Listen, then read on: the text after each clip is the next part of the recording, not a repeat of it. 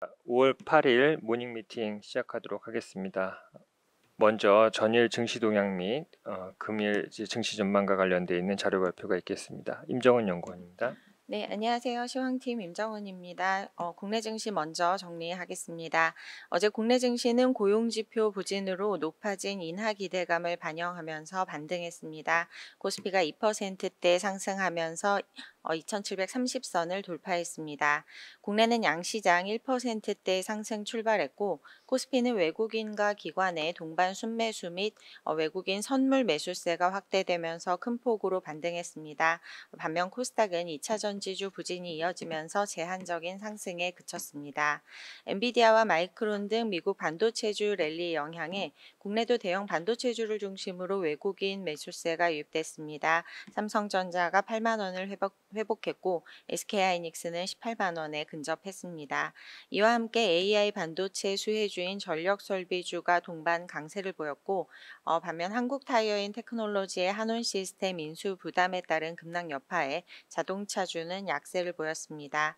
니케이 지수는 반도체 업종 중심의 강세 흐름을 보이면서 3거래일 만에 상승 전환한 반면 상승 랠리를 지속해오던 항생지수는 11거래일 만에 하락 전환하는 등 아시아 증시는 혼조세가 나타났습니다. 다음은 해외 증시입니다. 미국 증시는 연준 인사들의 발언을 주시하면서 숨고르기 흐름을 보였습니다. 장 후반 증시 상승폭을 반납하면서 보합권 혼조세로 마감했습니다. 닐 카시카리 연은 총재는 현재의 정책금리 수준이 더 오래 지속될 가능성을 언급했고 이와 함께 금리 인상도 배제할 수 없다며 매파적인 입장을 고수했습니다. 윌리엄스와 바킨 등 연준 당국자들과는 대조적인 입장을 보인 카시카리 발언에 투자 심리가 위축되었고 차익 실현의 빌미로 작용했습니다. 한편 쿠팡은 1분기 적자 전환의 시간외에서 4%대 하락했고 실적 및 가이던스 실망감에 팔란티어와 월트 디즈니는 각각 15%대, 9%대 급락했습니다. 중국 증시는 당국의 경제 지원 의지와 미국 금리 인하 기대는 이어졌으나 전거래일 급등 영향의 혼조세로 마무리했고 유럽 증시는 금리 인하 기대감과 기업 실적 호조에 상승 마감했습니다. 닐 카시카리 총재의 매파적인 발언에 미국 10년물 국채 수익률은 혼조세를 보였고 달러 인덱스는 2거래일 연속 상승했습니다. 관전 포인트입니다. 고용 약화와 파월의 금리 인상 배제 발언에 주목하면서 유지되었던 연내 금리 인하에 대한 기대감이 엇갈리면서 미 증시가 혼조세를 보였습니다. 다우지수는 5거래일 연속 상승했지만 상승 탄력이 둔화되었고 이에 국내 증시도 전일 급등에 따른 차익 실현 압력에 대비할 필요가 있겠습니다. 한편 애플이 차세대 AI 칩을 탑재한 신형 아이패드 프로와 에어를 출시했습니다. 국내 관련주가 함께 주목받을 것으로 전망됩니다. 이상입니다. 예, 다음은 이제 한국 주식시장의 주도주 흐름과 관련되어 있는 이제 시황 자료입니다. 예, 하인한 연구원입니다. 안녕하십니까. KB증권 시황 담당 하인환입니다. 저는 오늘 주도주들 흐름에 대해서 참고할 수 있는 차트에 대해서 말씀드리고자 합니다. 저희 KB증권에서는 탈세교화 이꼴 공급망 재편을 위한 투자의 시대다라는 주장을 2022년부터 계속해 왔습니다. 그런 흐름을 조금 더 하나씩 구체적으로 확인을 해볼 수 있을 것 같은데요. 그림 1번부터 봐주시면 되겠습니다. 그림 1번에서 이제 가운데에 있는 막대 그래프는 미국 GDP 대비 직접 투자를 나타냅니다. 근데 이 직접 투자라는 것이 외국인 직접 투자, 즉 외국인들이 미국에 투자하는 자금에서 미국이 해외로 투자하는 자금, 해외 직접 투자를 뺀 숫자입니다. 그래서 이 파란색 차트가 위쪽으로 올라간다라는 것은 미국으로의 투자가 늘어난다라는 것을 의미하고요. 이 차트가 아래쪽으로 하락한다라는 것은 미국에서 해외로 투자가 확대되는 것을 의미합니다. 그림을 보시면 지금은 미국으로의 투자가 확대되는 그런 시대로 보실 수가 있고요. 이런 흐름이 여러 자산군에 영향을 미칠 수가 있는데 일단 환율 관점에서는 장기 사이클 관점에서 본다면 달러와 강세 원인이 될 수가 있겠습니다. 미국으로 들어가는 자금이 많기 때문에 달러와 강세다라고 이해하실 수가 있겠고요. 그리고 또 주식 측면에서 본다면은 미국으로의 리쇼어링 시대를 의미합니다. 미국의 제조업 투자가 늘어난다라는 것을 의미하고 그것을 좀 더 자세하게 볼 수 있는 차트가 그림 2번입니다.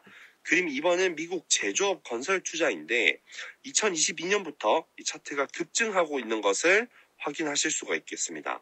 최근에는 다소 그 속도가 둔화하고 있는 점에 좀 주목할 필요가 있을 것 같습니다. 이 제조업 투자를 조금 더 자세하게 뜯어본 것이 그림 3번입니다. 그림 3번은 미국 제조업 건설 투자 중에서 IT 분야에 대해서만 이제 좀 더 자세하게 확인을 해본 내용입니다. 차트를 보시면은 2015년쯤부터 2020년까지는 큰 변화가 없었고요. 그리고 노란색 박스 안을 보시면 2020년까지는 경기 사이클에 동행해서 또는 후행해서 움직이는 그런 성격을 가지고 있습니다. 그런데 21년부터는 이 차트가 급증하고 있고 그 급증하는 속도는 경기 사이클과 무관한 특징을 보입니다. 이런 것들이 미국 의료의 제조업 투자를 반영하고 있다고 생각을 하고요. 특히 2022년부터 급증했던 것은 인플레이션 감축법 그리고 칩스 앤 사이언스 액트라는 법안들이 그 당시에 통과되면서 이런 데이터에 영향을 미치고 있다고 보시면 되겠습니다. 그림 4번과 5번의 마지막으로 봐주시면 이 미국 제조업 건설 투자 중에서 IT 분야에 대한 투자가 우리가 지금 주식시장에서 판단하고 있는 주도주들, 예를 들면 HD 현대일렉트릭이나 한미반도체 같은 기업들의 약 1년 선행해서 움직이는 경향이 있다는 것입니다.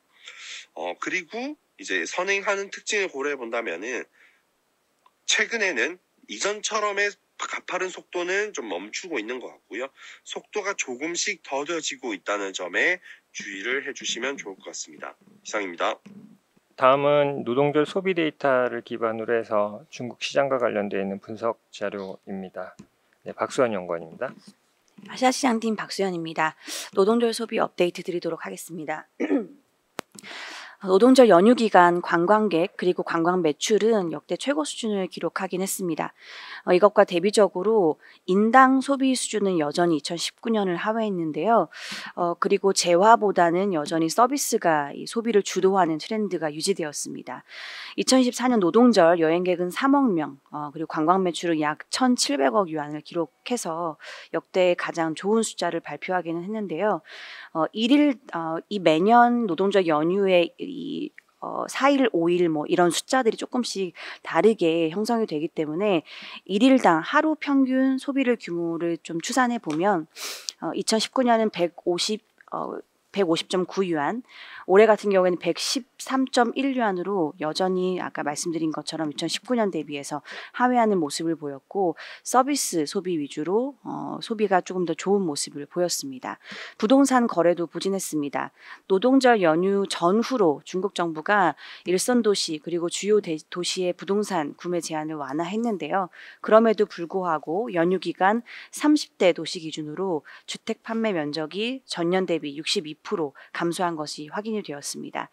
주택 구매 제한 완화 조치가 이 거래량 증가로 연결되기 위해서는 최소 1에서 2분기 정도 추가로 시간이 필요할 것으로 보이고요.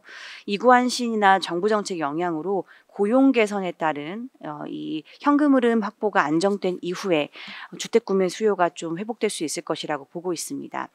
노동절 직전에 중국 정치국 회의에서 내수 부양책이 많이 언급이 되면서 노동절 연휴 소비 기대감이 좀 고조되었는데요. 그렇지만 정치국회에서 강조했던 이구안신, 생산 설비 교체 사이클 유도 같은 이러한 정책들은 지금 시행 계획이 마련 중이기 때문에 노동절 연휴 시기에 이러한 정책 효과를 기대하기에는 좀 어려운 상황이었습니다.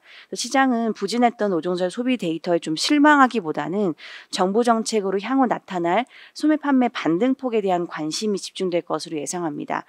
KB증권은 이구안신 계획이 구체화되기 이전에 올해 소매 판매 증가율을 4.8% 정도로 예상했는데요. 발표 시기가 앞당겨진 영향으로 5에서 5.2% 정도로 소매 판매는 상향될 가능성이 생겼다고 판단하고 있습니다.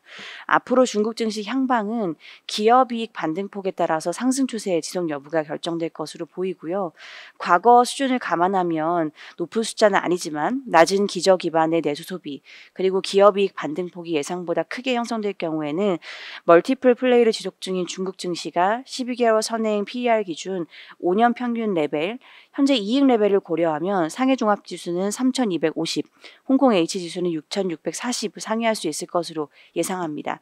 반면 현재 여전히 하향 추세를 유지 중인 EPS 증가율이 변동이 나타나지 않는다라고 하면 5년 평균 수준에서 박스권 장세가 지속될 것으로 예상합니다. 이상입니다.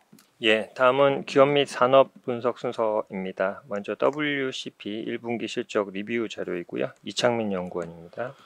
ITNS 이창민입니다. WCP 1분기 실적 나왔는데요. 이제 매출 서프라이즈 하지만 아쉬운 수익성 이렇게 두 가지가 좀 눈에 띄었습니다. 목표 주가 57,000원으로 19% 하향 조정하고요. 전일 종가 기준 상승 여력은 62% 수준입니다.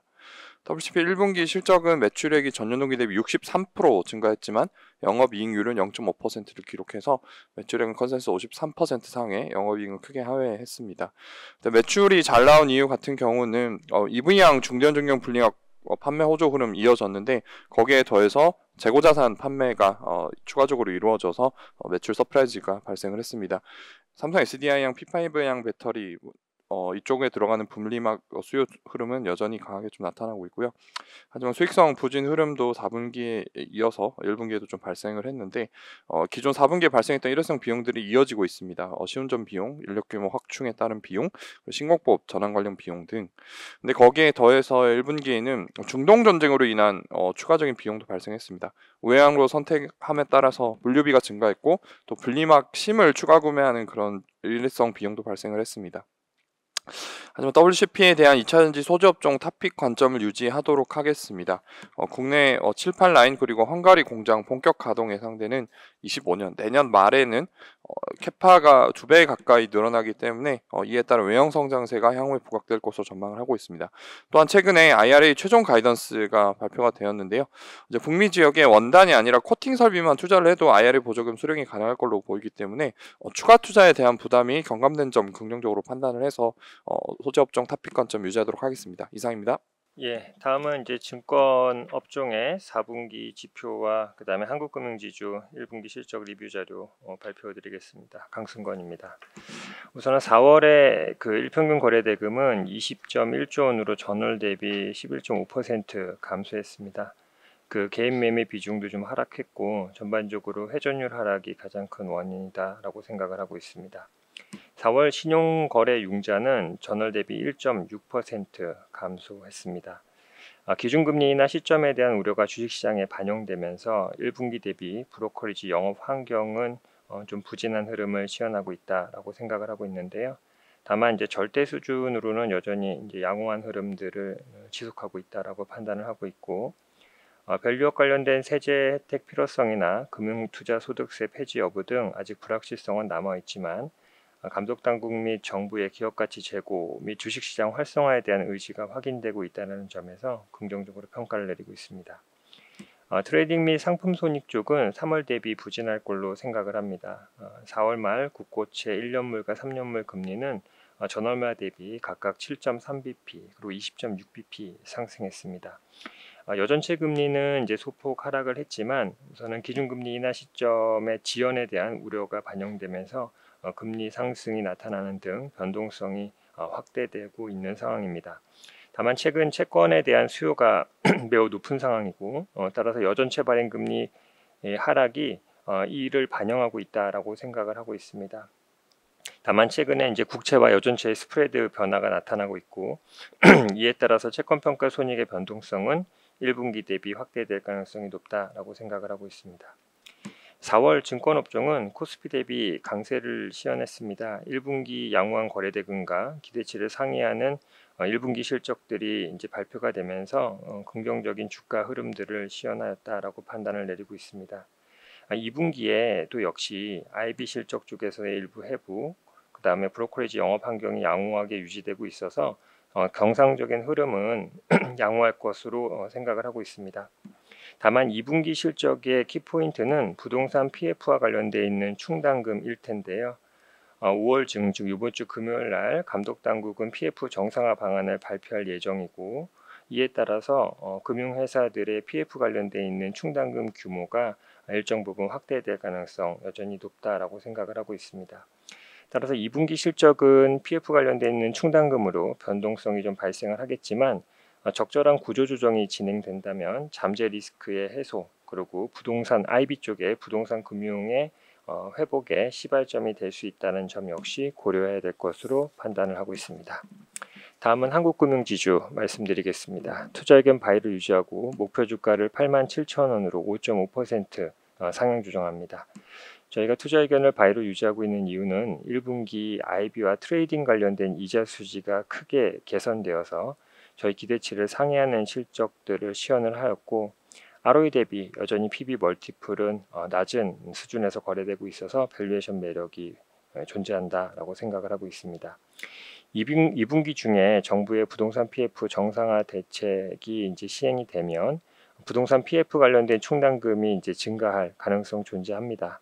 하지만은 1분기의 호실적과 지난해 확인되어 있는 수익성 그리고 하반기 금리가 하락하는 구간에서 발생할 수 있는 발행어음 자산의 평가이익 확대 가능성 등을 감안할 때 여전히 투자 매력이 높다라고 판단을 내립니다. 증권업종의 최선호 종목을 유지합니다. 1분기 연결 기준 지배주주 순이익은 3,404억 원으로 컨센서스를 43% 상회했습니다. 전년 동기 대비 13% 증가한 수준입니다. 앞서서 말씀드렸듯이 트레이딩 및 IB 관련 이자 수지가 예상보다 빠른 속도로 개선이 되었고요. 지난해 내내 실적의 부담 요인으로 반영이 되었었던 충당금 및 손상 이슈가 1분기에는 거의 반영되어 있지 않았기 때문입니다. 1분기 ROE는 16%입니다. 이번에 IB 수수료 수익은 전년 동기 대비 16.9% 증가하였는데 DCM 부분 호조로 인해서 인수 및 주선 수수료가 67% 그리고 채무보증 수수료가 30.1% 증가하였습니다. 이자 수지가 매우 큰 폭으로 증가하였는데요. 이는 이제 조달금리 하락에 따른 이자 수지 정상화가 있었고 또 하나는 지난해에 그 매입 확약 PF 대출 물량 중 일부 약 8천억 규모를 본 대출로 직접 보유를 하게 됐습니다. 이를 통해서 이자 수지 측면에서는 추가적인 개선 요인들이 반영이 됐다라고 판단을 내리고 있습니다. 이번에 이제 증권의 별도 이익을 보게 되면 이제 5천억 넘게 잡혀 있는데요. 이거는 한국투자신탁의 처분이익 그 자회사를 갖다가 지주로 넘기는 거 그리고 그 증권 별도 계정에서는 그 자산운용사들의 배당 수익 등이 반영이 돼서입니다. 이것은 연결 효과가 없기 때문에 감안하고 실적을 보시면 좋을 것 같습니다. 예, 다음은 제형솔루텍 관련되어 있는 자료입니다. 김영겸 연구원입니다. 네, 제형솔루텍에 대해서 말씀드리겠습니다.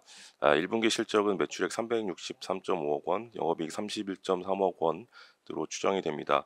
영업이익률은 8.6%이고요. 전년 대비 영업이익은 94.4% 늘어날 것으로 전망이 됩니다. 캐시카우인 엔코더 AF와 본격적으로 확대되고 있는 OIS 액추에이터의 실적을 견인할 것으로 판단을 하는데요.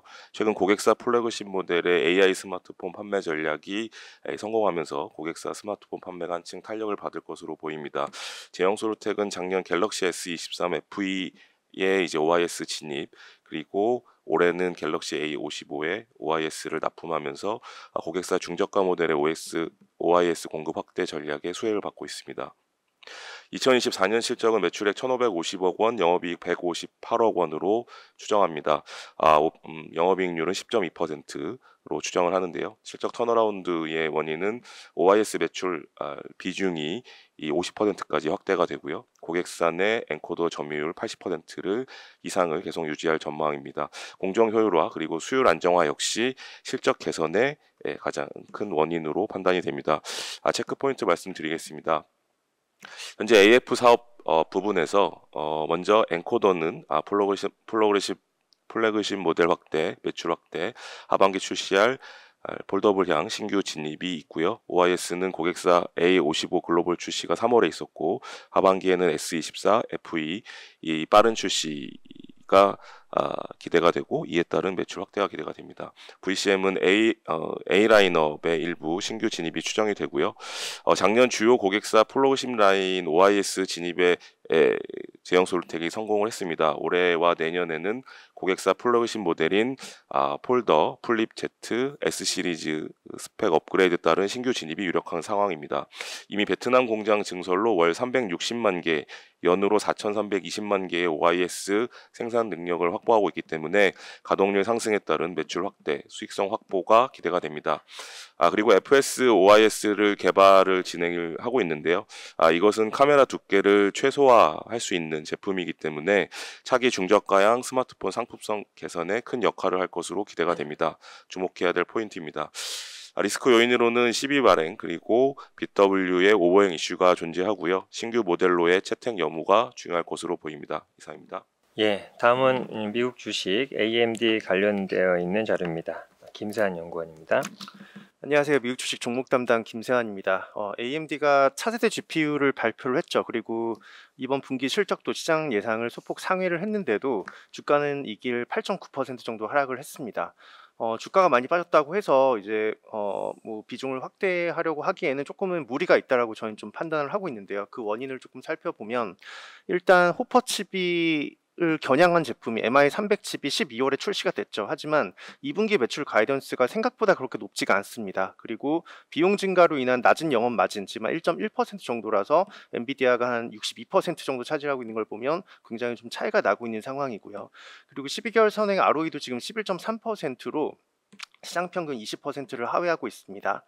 그리고 12개월 선행 PBR을 반영한 멀티플도 한 37배 정도로 경쟁 기업 엔비디아가 34배인 걸 감안을 하면 저희는 운용 비중을 일부 축소를 할 것을 권고를 드립니다. 다만 장기적으로 봤을 때는 그렇게 어둡지만은 않습니다. AMD의 향후 3년 EPS 연평균 복합 성장률을 반영한 주가는 12개월 포워드 PER을 적용했을 때 PEG 배수가 낮은 수준이기 때문에 엔비디아가 동일한 수준하고 가지고 있습니다. 그렇기 때문에 저희는 산업과 시장 평균보다는 저평가되어 있어서 장기적 관점에서는 주식을 보유하는 건 괜찮지만 단기적으로는 이런 리스크가 조금 더 크게 적용이 되고 있다, 이렇게 말씀을 드릴 수가 있습니다. 이번 실적 부분을 조금 살펴보면 일단 매출은 2.2% 증가했고 주당 순이익은 3.3% 증가를 했습니다. AMD가 지금 가장 열심히 만들어서 내놓은 칩이 이제 차세대 GPU죠. MI300 칩 같은 경우는 데이터 센터 매출을 드라이브를 걸고 있는 부분은 확인이 됐습니다. 데이터 센터 매출은 전년 동기 대비 80% 정도 증가를 했고 AMD 인스팅트 GPU, 그 다음에 샘플 제품 전반의 성장으로 서버 프로세서 수익이 두 자릿수 증가하면서 데이터 센터 매출은 여전히 강한 성장세를 보였습니다. 또한 이제 노트북 쪽에서의 칩 판매량도 많이 늘어났습니다. 클라이언트 부문 매출도 85% 증가하면서 특히 라이젠 8000 시리즈, 이게 최근에 조금 많이 팔리기도 했습니다. 하지만 다른 두 가지 부문은 굉장히 전년 동기 대비해서는 거의 반타작 정도를 했는데요. 게임 부분 매출은 전년 동기 대비는 48% 정도 감소를 했고, 주로 이제 이 세미 고객 쪽에서 매출이 많이 발생했었는데 플레이스테이션과 이제 엑스박스 같은 경우는 거의 이제 차세대 모델이 나온 지 5년 차에 접어들면서 개축 매출 성장률이 좀 낮아지고 있습니다. 인베디드 같은 경우는 이제 GPU나 CPU를 제외한 다른 반도체를 얘기를 하는데요. 이 매출 부분 같은 경우는 전년 동기 대비 46% 감소하면서 AMD의 GPU나 데이터 센터 쪽은 강세를 보이고 있지만 다른 이제 절반에 해당되는 그런 매출 부분이 지금 전년 동기 대비는 한 50% 정도 감소를 하면서 약간의 리스크 요인으로 나타나고 있습니다. 자세한 내용 리포트를 참고해 주시기 바랍니다.